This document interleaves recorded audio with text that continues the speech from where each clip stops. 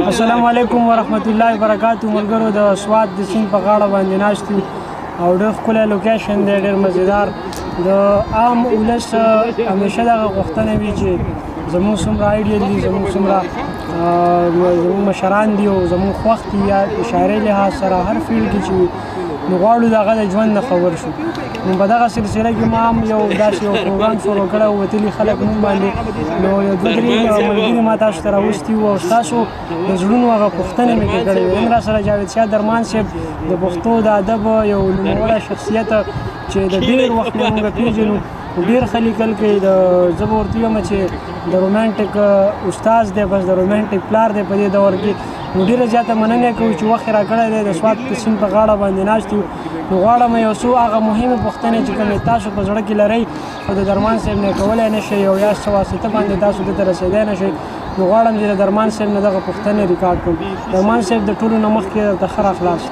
سلامونه، ستړي مه شئ، تاسو هم په خیر راغلی. ډېره زیاته مننه. درمان صاحب دا راته ووایه چې تاسو د کومې علاقې سره تعلق ساتئ او د شعر او د ادب سره د کوم وخت نه تعلق ساتئ؟ زه د صوابۍ انبار کلي سره تعلق ساتم او 2014 نه زما د شاعرۍ ابتدا ده. واده هم کله کړی؟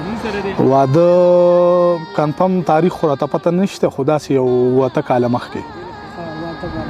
تعلیم هم څومره کړی؟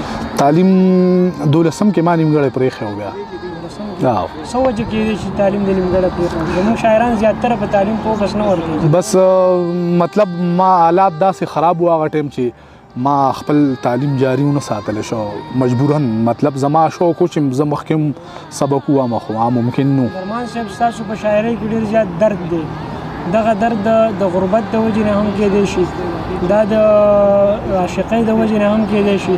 خو که ډېر خلک د خپل غربت درد په شعر کې بیانوي نو خلک وایي نه دی جوهر عاشق دی. ډېر ملګري به ستاسو په حوالې سره ستاسو د دغه شعرونو اورېدو نه پس به دا سوچ کوي چې درمان صاحب به چېرته ښه جوهر عاشقي کړي او دا به ناکامه شي. دا رښتیا خبره ده؟ نو مطلب مینه خو ضروري ده، خو هر سړی داسې سړی بني چې هغه بني کړي. ما هم کړې ده، خو لکه دغه زما شعر کې چې کوم زیات درد دی نو دا زموږ د حالاتو د چاپېرچل نه دی او په ما باندې خپل ځانین دغه هر څه تېر شوي دي، دا د هغې عکاسي کوم زه. درمان صاحب د کتاب کوم چاپ شو د خیال سره؟ جی جی. کتاب نوم راته ووایه او دغه کتاب کې څه شامل دي دلته هغه ملګري؟ کتاب خو داسې یو څه هفتې نه سیوا کېږي چې د خیره سره چاپ نه راوتی دی او کتاب کې خو زیاتره غزلي دي، نظمونه پکې هم شته خو ډېر نه دي. درمان صاحب څومره چې زمونږ نوی کول دی د پښتو ادب ته را روان دی، په هغې کې زمونږ اکثره شاعران ملګري هغه ستاسو نه ډېر متاثره دي.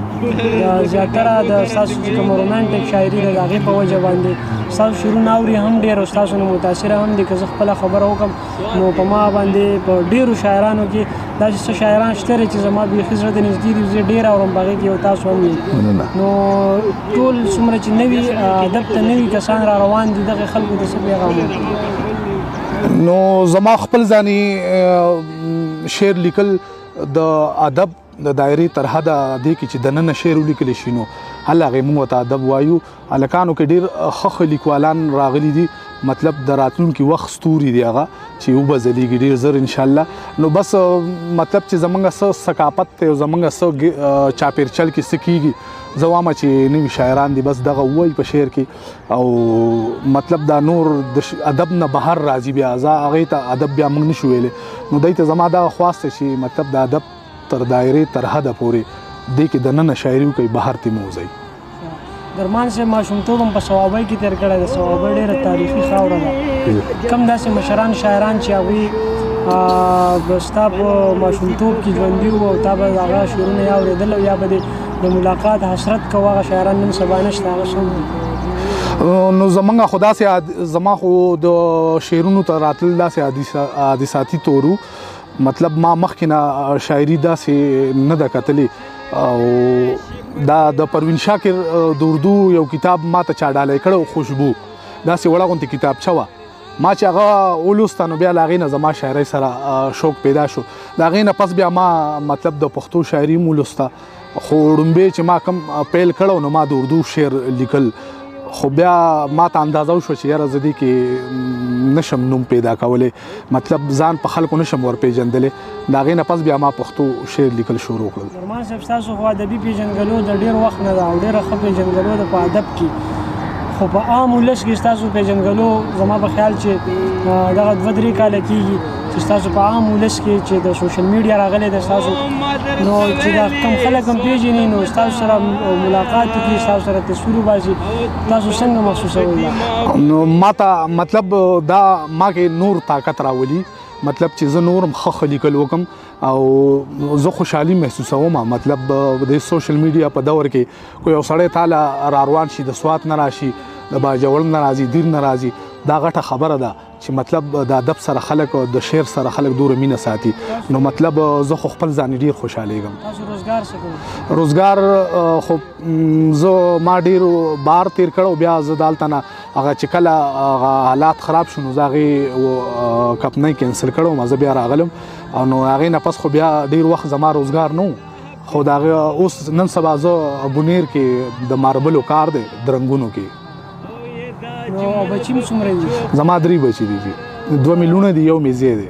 سړی و چې د بار ملک د مسافرۍ خوند والي دا هغه ځای د پیسو خوند والي نو دلته بیا په ډېرو که ډېرې پیسې نو خو هغه ګزاره پرې نه کېږي نو هغه خوند ورکوي نو دلته ستاسو چې کومې پیسې تاسو یا میاشتې ګټئ صحیح چې هغې باندې ستاسو ګزاره کېږي نو مطلب دغه خبره ستا دې سره زه اتفاق کوم چې بار چې چا ډېر وخت تېر کړی دی نو بیا دلته کې هغوی له خوند نه ورکوي هغه درهم او چېرته روپۍ او تاسو ته خو نن سبا د روپو د زور هم پته ده نو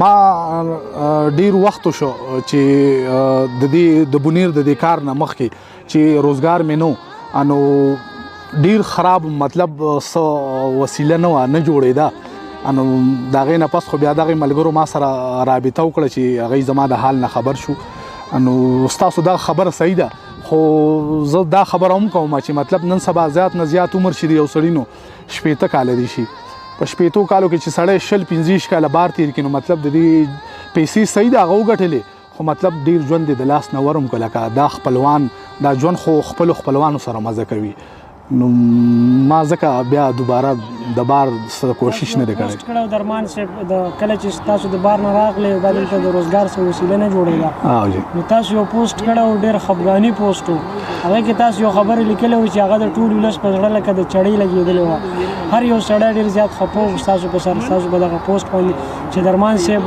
غربت راګیر کړی دی او ډېر خلکو محسوس کړي وو ستاسو چې کوم درد و او هغه پوسټ چې کوم و نو په هغې کې واقعي چې درد پروت و ځکه چې د زړه نه چې کومه خبره راوځي نو هغه اکثر په سړي باندې اثر کوي لګي نو دغه خبره هم په خلکو لګېدله او ډېرو ملګرو ستاسو دغه پوسټ نه بیا سکرینشاټ یې اخیستی وي شیر کړی وي چې که دغه د شاعر ژوند دی چې شاعر ته بیا روزګار نه میلاوېږي دای او موږ درمان صاحب سره کلک ولاړ یو هغه وخت کې تاسو له عادي ولس هم ډېره زیاته مینه درکړه موږ ډېر پوسټونه بالکل بېشک دغه خلکو ته څه وایې تاسو؟